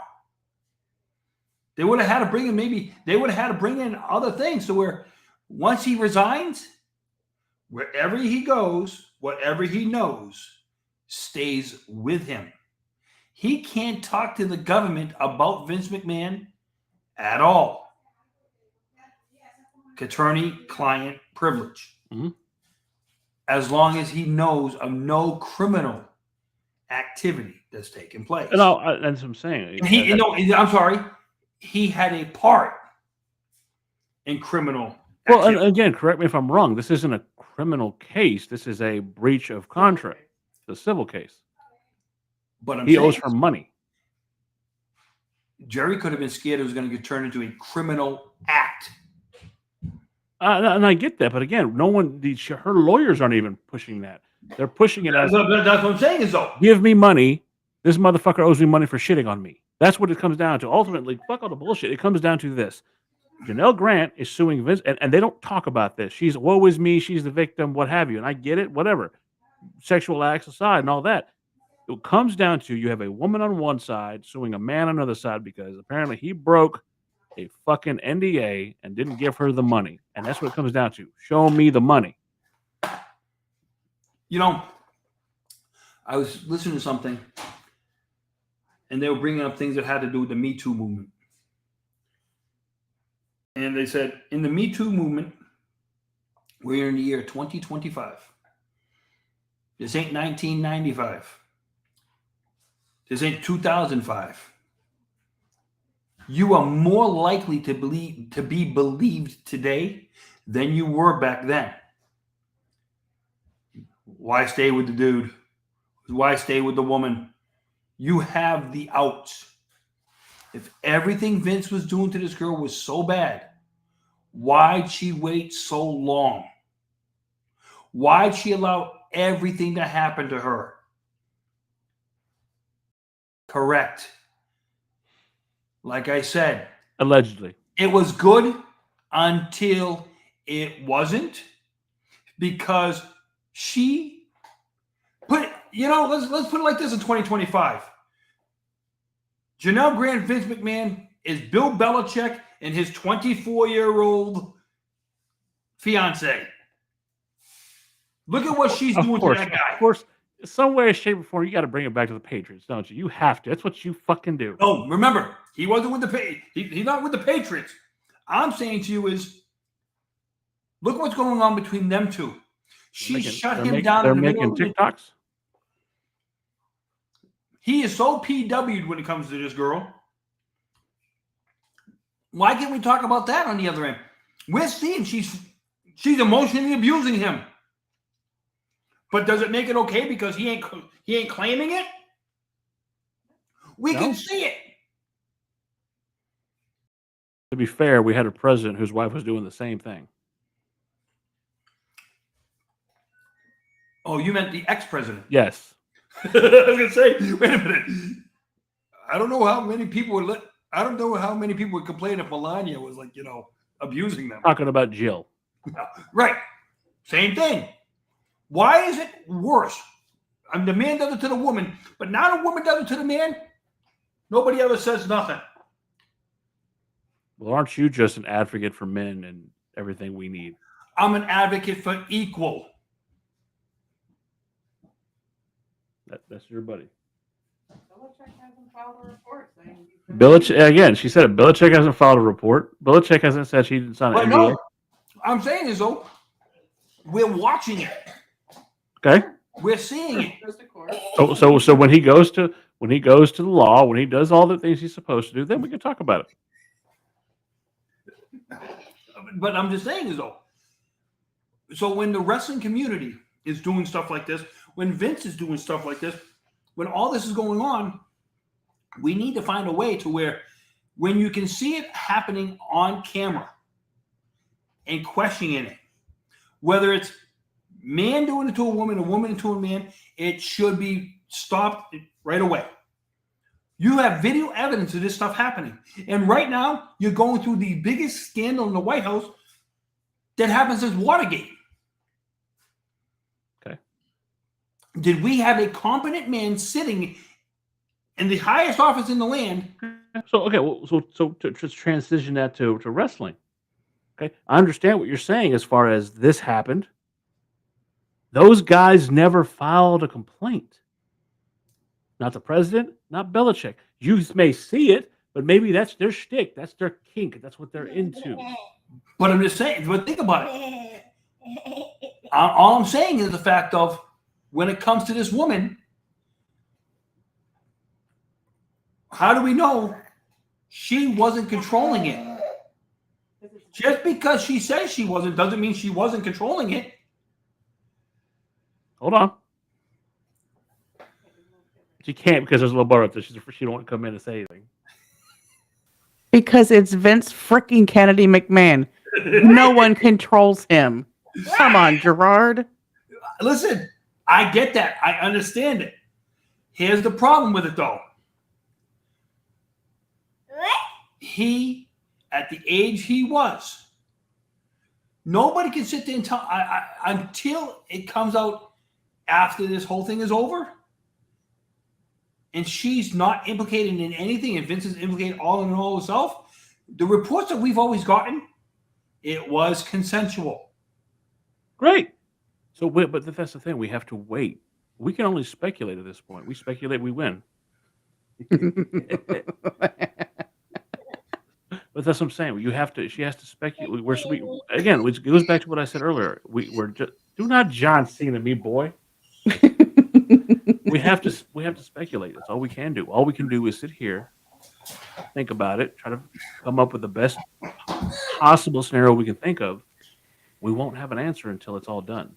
We won't. And at the end of the day, I believe it started out as a consensual relationship. I believe that she's as messed up and broken as he is. I think he pounced on that and saw that to his advantage, allegedly, as he did with Rita Chatterton, allegedly. And it went sideways. And he paid her to shut up. He stopped paying her to shut up. And it takes women an average of 7 times to leave an abusive relationship, whether it be physical, emotional, mental, or sexual. So to say, why did she stay? You could ask anybody that. Until she's proven to not be a victim. We know his history. Tanzabar, they were going to press charges against him for attempted assault. He has a record that dictates that some of what she's saying could be legit. Go see And Mama. if Laurinaitis has evidence to that effect, I'd be very curious to see what that is and see if it is legit. And if it's not, then it's not. But if I'm putting poker chips on the table, I have a whole bunch in a pile that says Vince is guilty of some of this.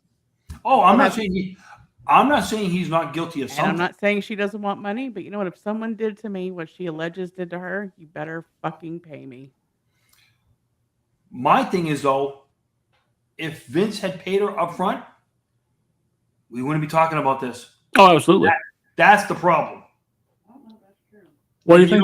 But the other thing is, too, is, though, what's to say even if he paid her up front, we don't talk about this because she still might have been trying to break the do not disclose thing. We don't know she wouldn't have gone through with it. He only started trying to pay her because Linda found out. And Linda was going to leave him, and he was going to lose the penthouse. And that's when that NDA came up. And he was pushing her to sign to get it done because he saw his whole world collapsing because Linda found out what was going on. Consensual or not, Linda knew that they were having an affair and that they were at that penthouse. What did Linda know? When did Linda know it? And has Linda hid any of it? Well, I don't know who Linda is, but Linda may have. You know, I was just reading in a paper today saying New Yorkers are considered the best accents in the world. Fuck yeah. And people from the South are supposed to be the most charming. Well, you can stick that straight up, you can stick that straight up your ass. You know, chivalry's dead in your part of Texas, brother. All because, look, it's not my fault. You're talking about someone named Linda. I don't know who the fuck Linda is. Linda. Well, again, like only time will tell, right? And we still have the Ring Boys court case coming up. We haven't heard shit about that recently. I've noticed that.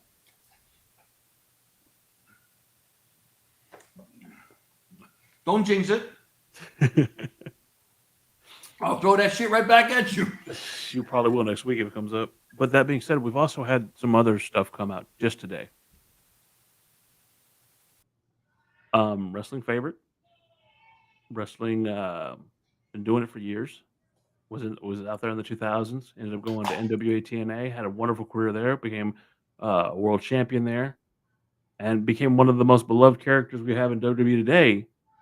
Ron Killings, better known as R-Truth, has gone to Twitter and basically said that WWE has decided they're not going to re-up his contract, and You and I have pretty similar opinions on this. I'm not, I know a lot of people are upset, but what do you think? Like I've discussed, R-Truth, 53 or 54 years old, somewhere around there. And as much as I hate the fact that he's not going to be around, like I told you, unless he was willing to go to a 1-year deal, I don't believe WWE wanted to put money into a guy who's that age anymore. For the simple fact, he takes one bump the wrong way and stuff like that.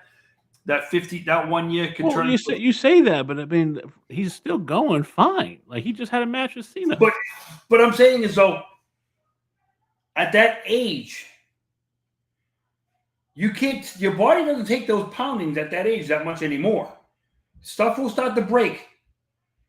My thing is, I'm asking, is the company looking like, hey, do we really want to have a 55-year-old guy in the roster for long term? Pay him if he gets injured.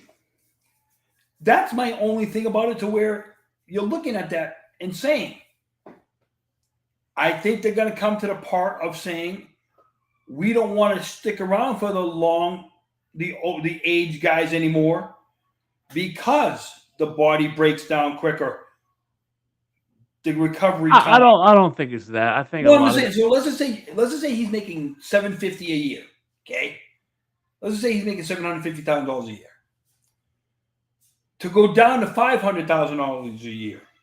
Okay, on a downside,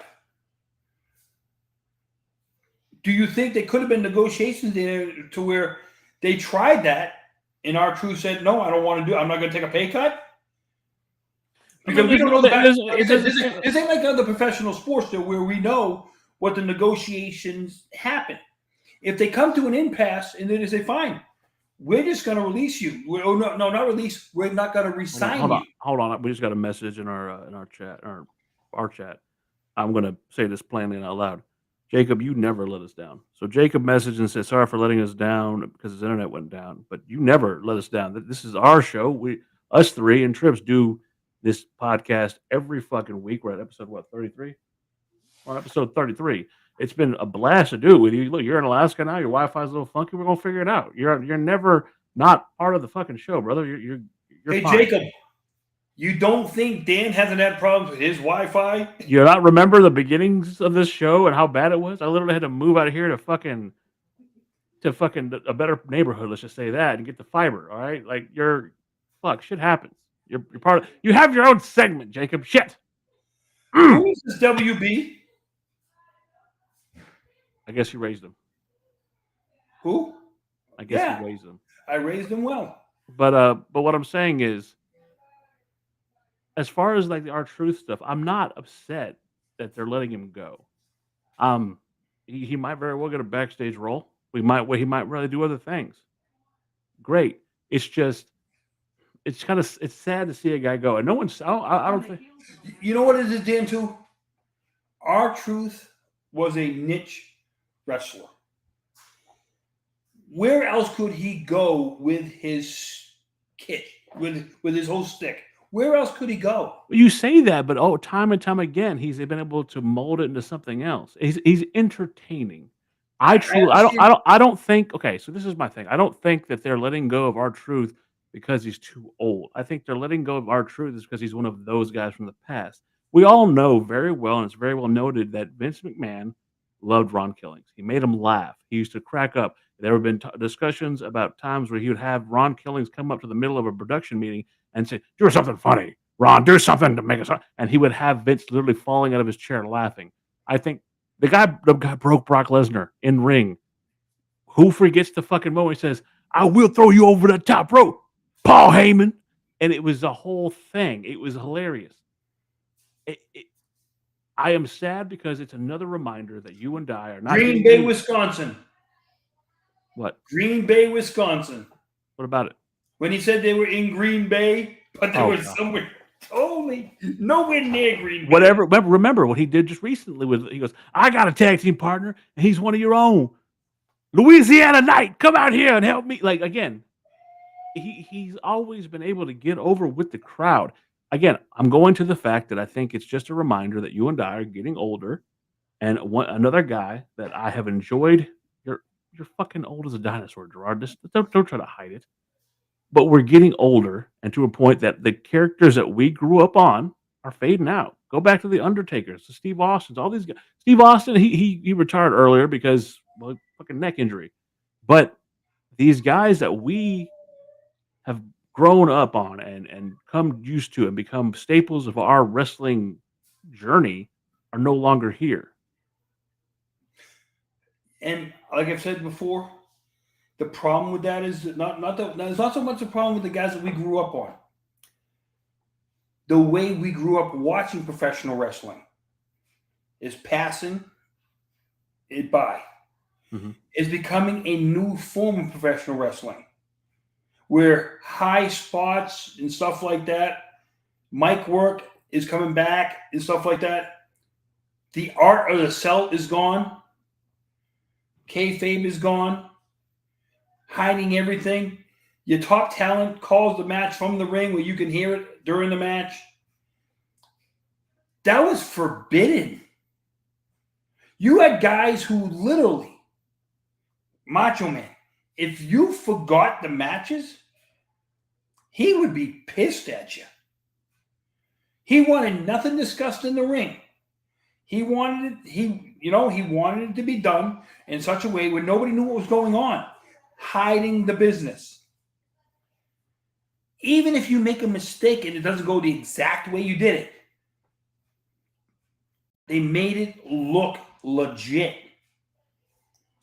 Today, the problem is, and you could probably agree, 90% of the guys today couldn't lace the boots of who we grew up watching in WWF, WCW, AWA, and WCCW. I disagree because there's some definite guys like look. I said 90%. I didn't say everybody. Okay, but the first name I'll put up there is Jacob Fatu. Jacob Fatu would run circles around anybody that we bring up. He's a hybrid wrestler. He's a guy that he does things that a guy his size should not do.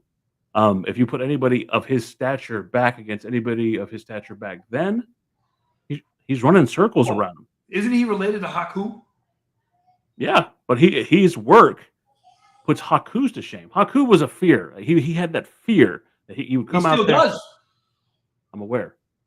but what I'm saying is, like, you can put Jacob Fatu back then and he's still entertaining. But that's what I'm saying is, though, I said 90%. You have some guys today that could do it back then.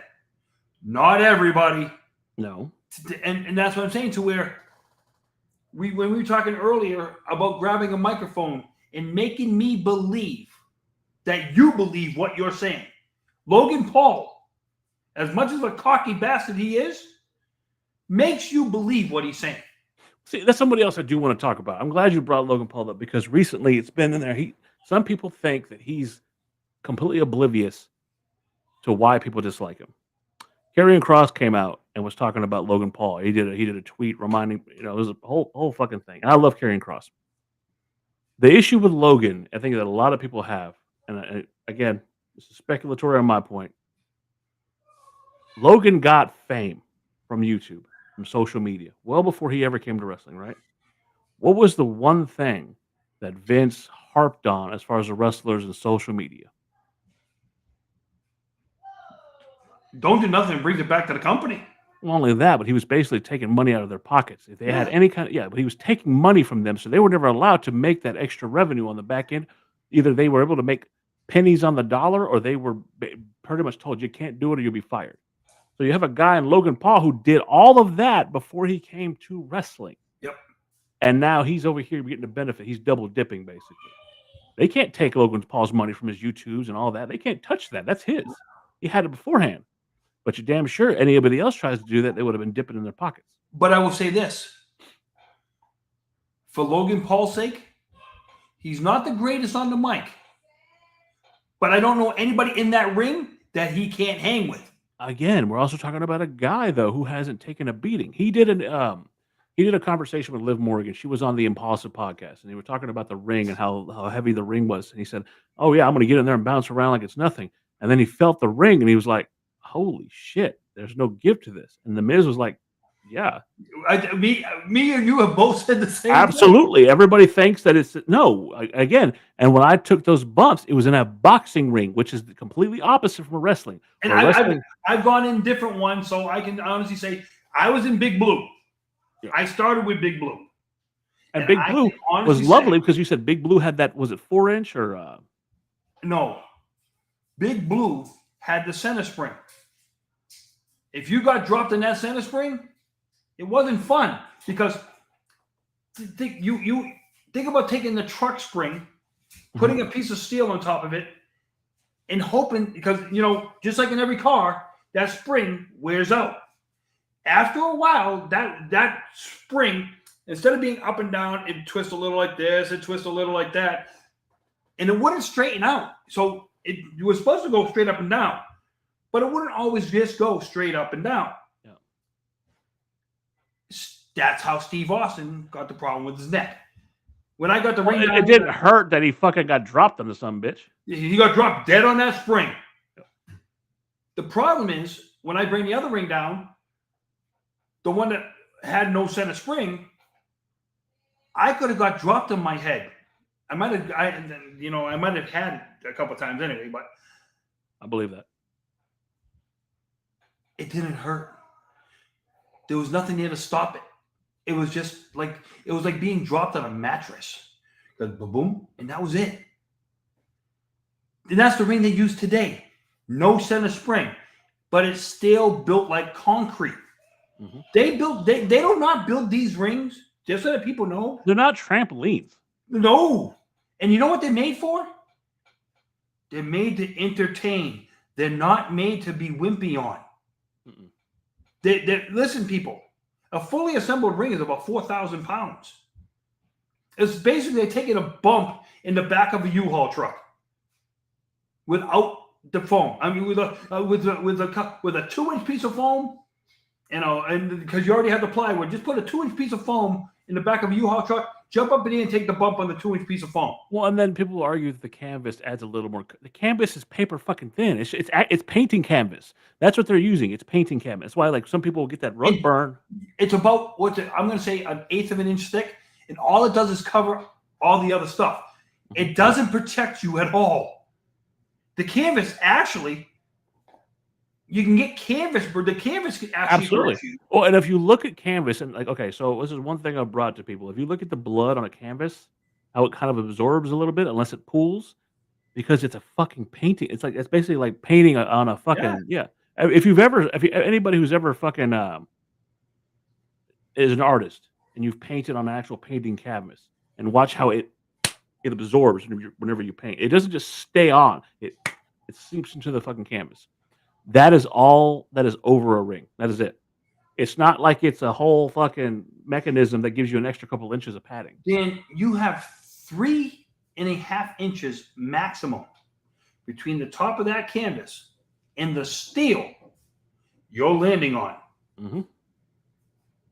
2 inches of plywood, 1 inch of foam, and whatever, the 1/8 of, okay? Your body is not made to land on steel. Your body's not made to land on shit like anything. Okay?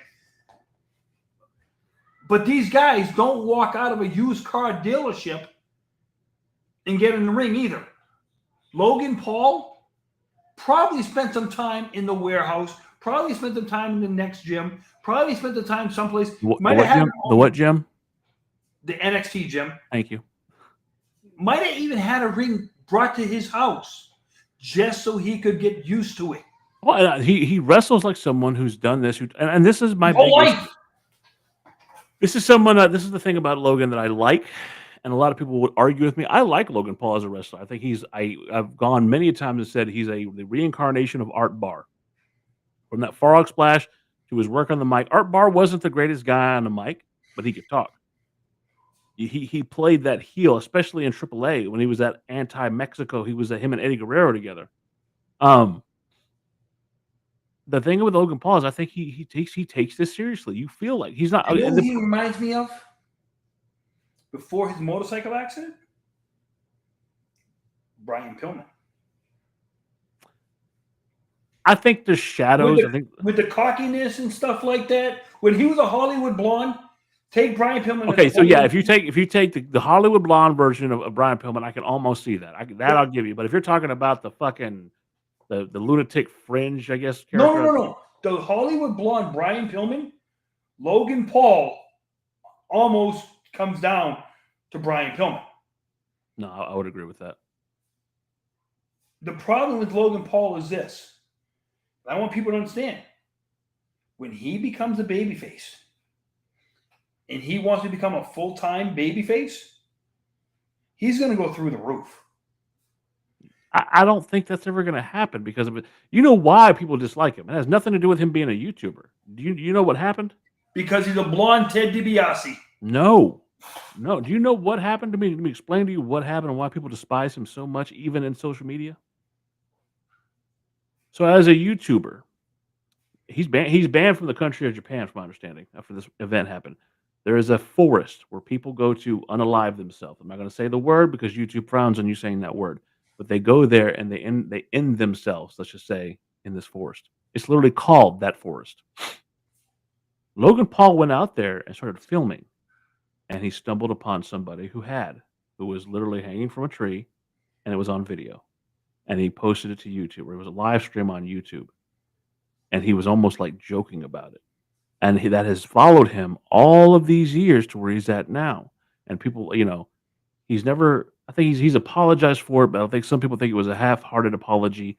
And so they've rid him for years. Not to mention the stuff with Prime, not to mention his brother being his brother. And the what? Let me ask you this. Oh, and the Zoo Crypto stuff. Like he's got a lot of stuff that's working against him to ever be a true babyface. You ever seen the movie Best of the Best? 2 years ago. Where they went out to the Sweat Lodge. Okay. Would it have been something like the Sweat Lodge was meant to do one thing? Obviously, sweat. Yeah, hence the name. A form of a hallucination kind of thing. Sweat Lodge hallucination.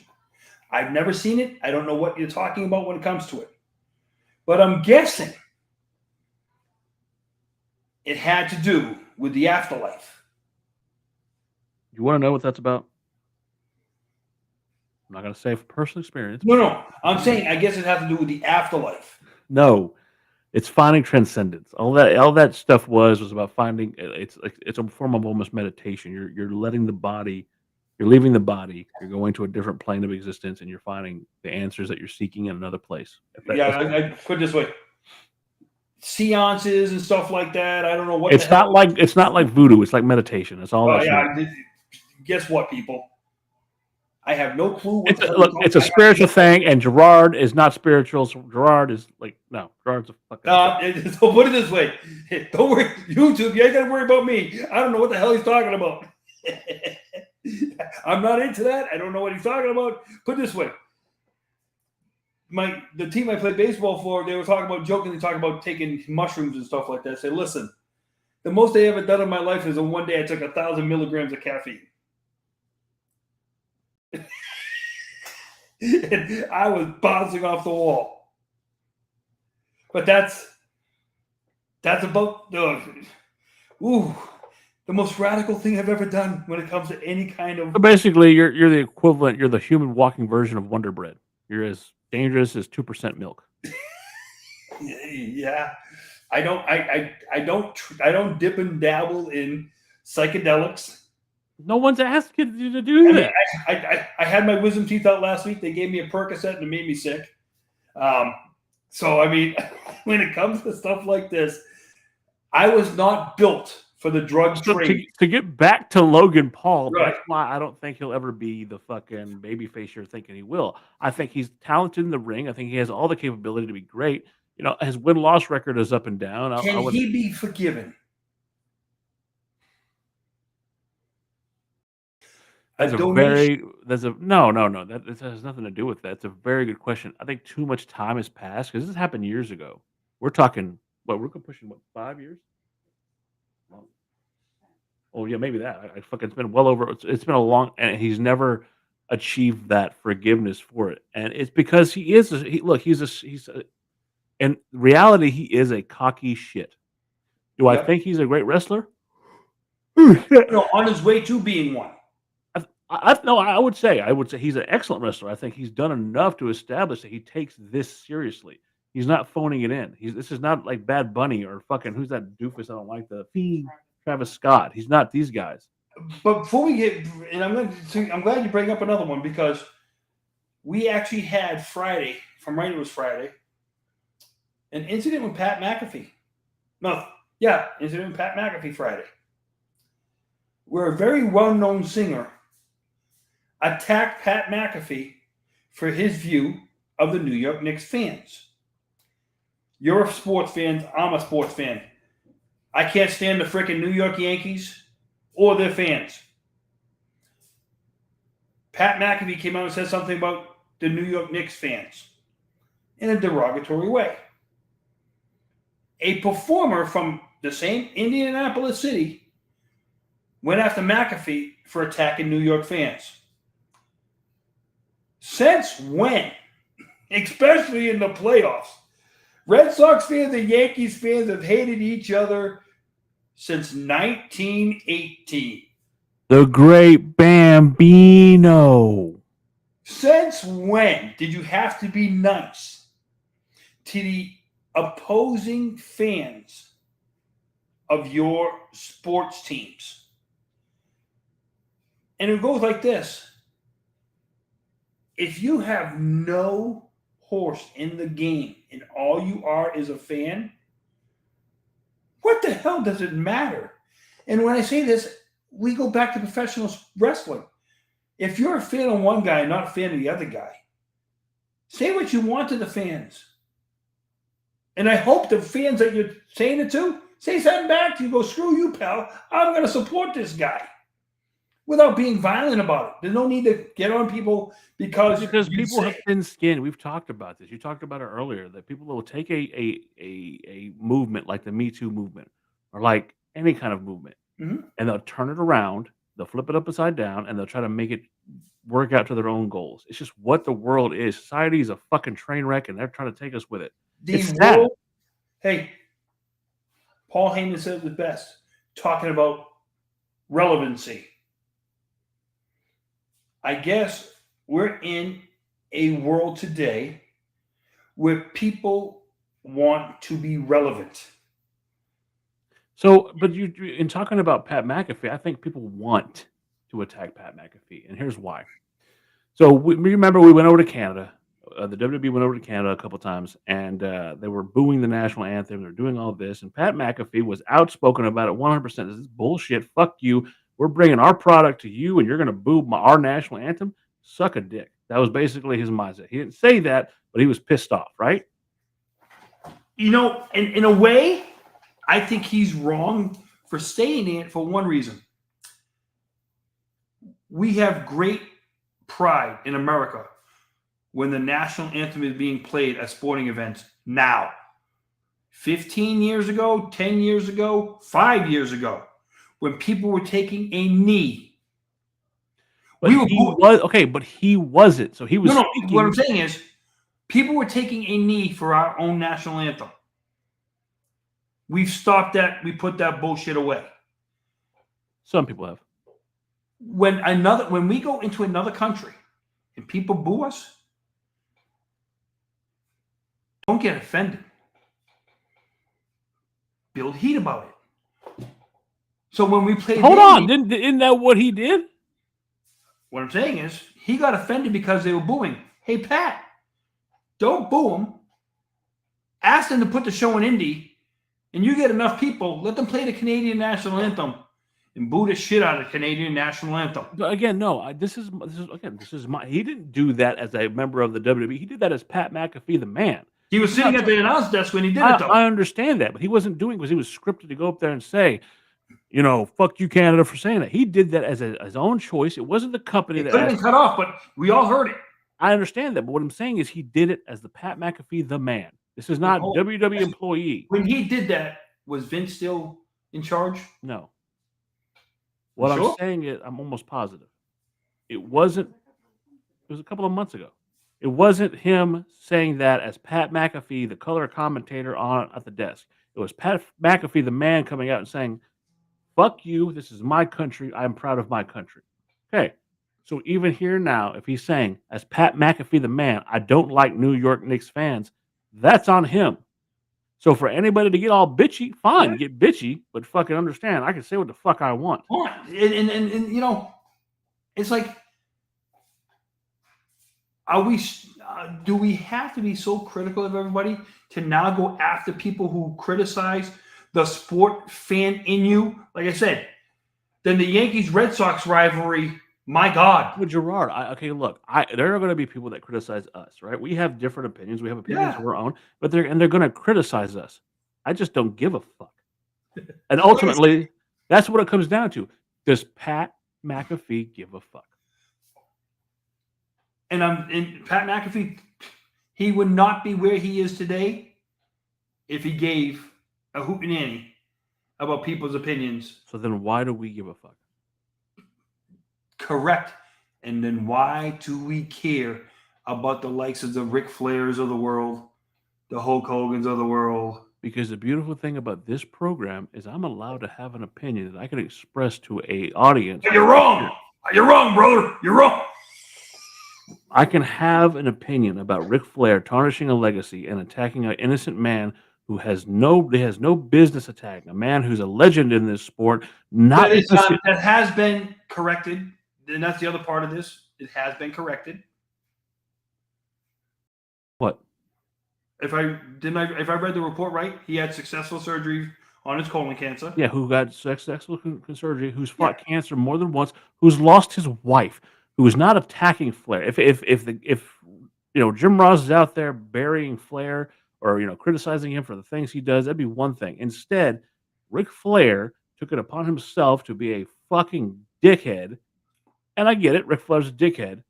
But keep on, because whatever legacy you had now, you're going to end up just like the old man who can't even be in his own Hall of Fame because of the stupid shit he did. It doesn't matter how long you're in the business. It doesn't matter how long you're outside the business. We discussed it all the time. The court of public opinion rules all. And public opinion says that Ric Flair, who was once considered the greatest of all time, is nothing more than a glorified fucking joke. And we've talked about it. The shamelessness of being that joke is the pathetic part. You have no shame in being it. And, climbing that ladder and coming off of it, it's two totally different things. And he can sell all the tickets he wants to Space Mountain. You know what? That ride is going to stop. The ride stopped fucking 17 years ago. And when it stops, he's going to be a broken, lonely man. He is a broken, lonely. Okay, Gerard, this is the thing that I don't think people are getting. The reason in my opinion, he's doing all of this bullshit is because he is a broken, old man. He has a daughter who still loves him. He'll never admit it. No, but he has a daughter right now who's almost accomplished in half the time what it took him 45 and what years has to she accomplish. done? She's done it with class, and she's done it in the ring. She's had moments. Let's not forget about what happened with her and Becky when she threw the belt at her. There have been moments, but there's nothing in her career. You can go back. You can say she's got divorced. Okay, that's personal fucking issues. She's not out there showing her fucking tits off or doing something stupid that's disrespectful not only to her, her family, or the fucking business, right? That's what it comes down to. Is she disrespecting her legacy? Is she disrespecting her family's legacy? And ultimately, is she disrespecting a business that made her wealthy, that made her father wealthy, that entertains people like you and me every fucking week?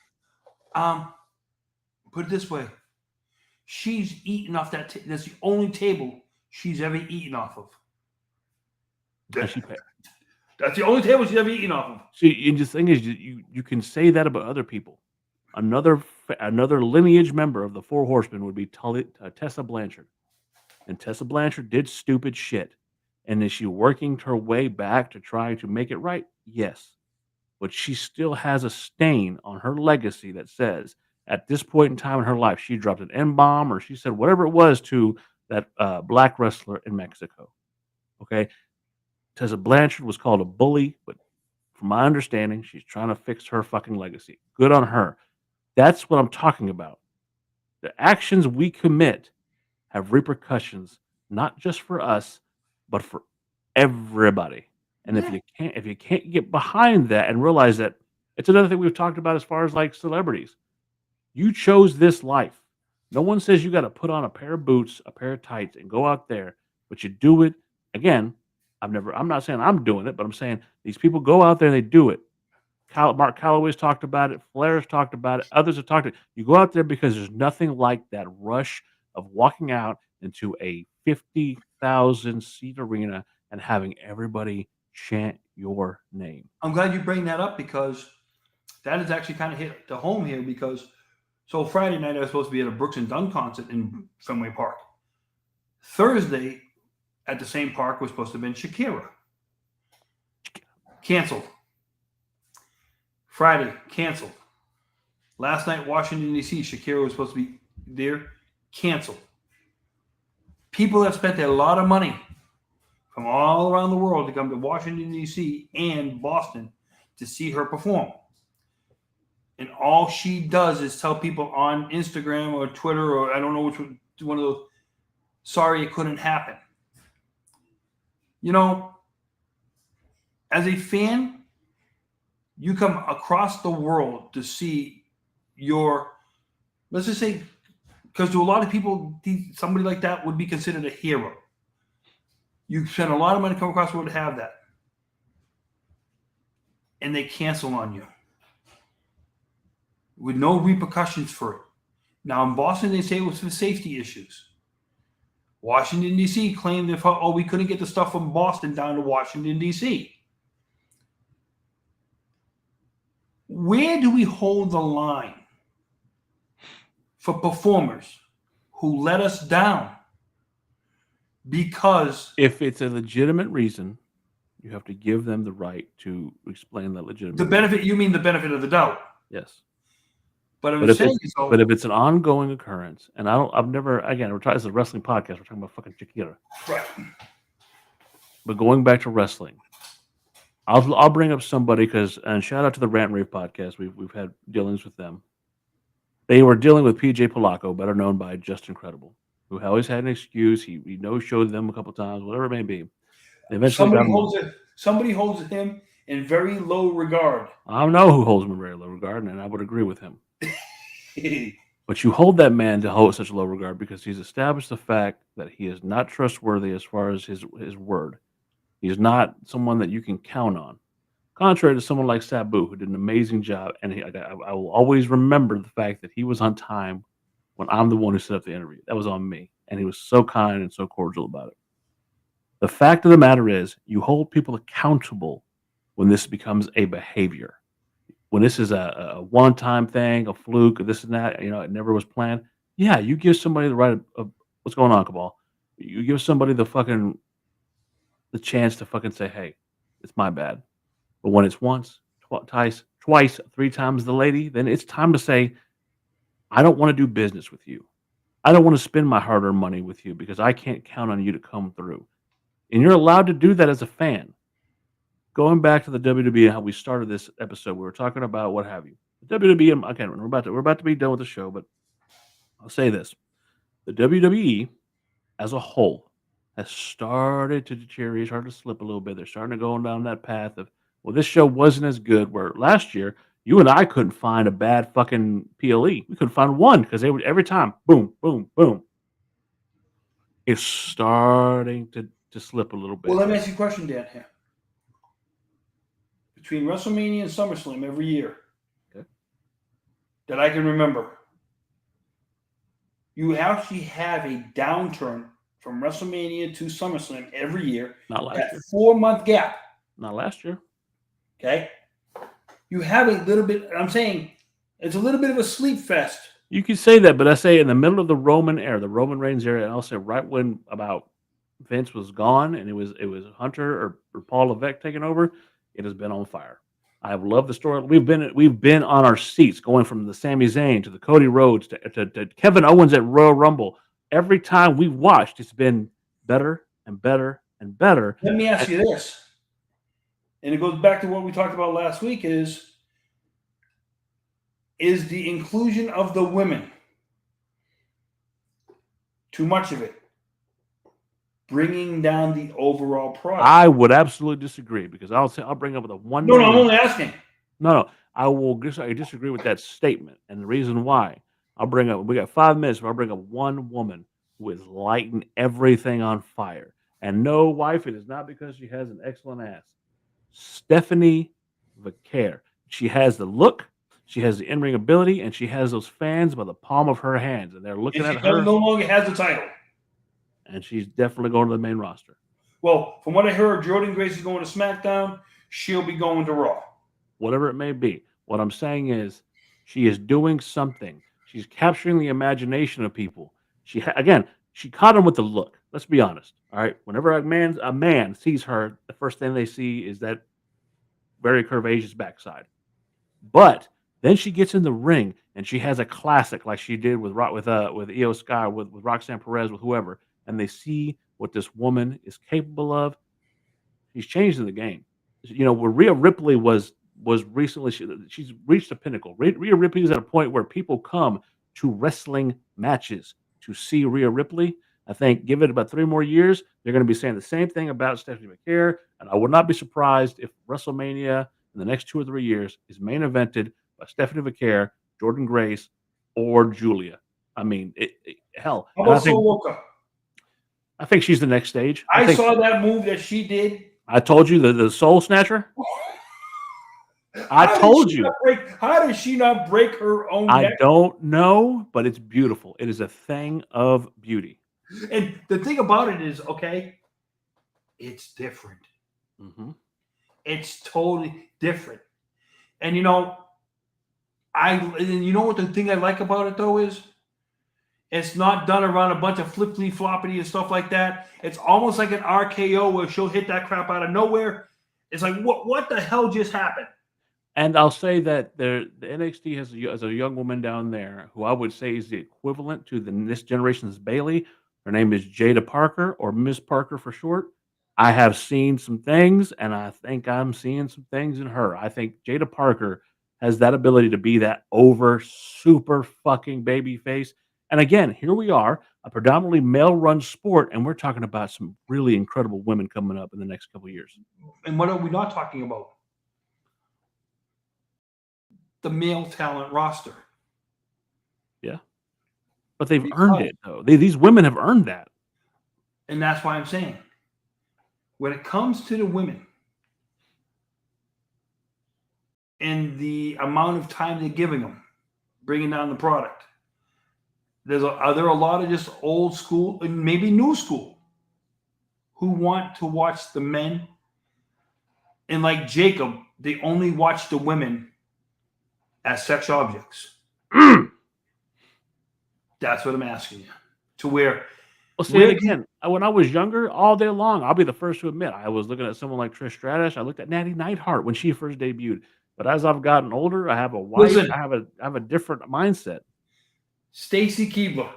Absolutely, she had legs and she knew how to use it. But I'm just saying is, though, you look back at it, and if I want to go back to Sherry Martel, but I'll keep you abreast of the situation there. You're just thinking about that.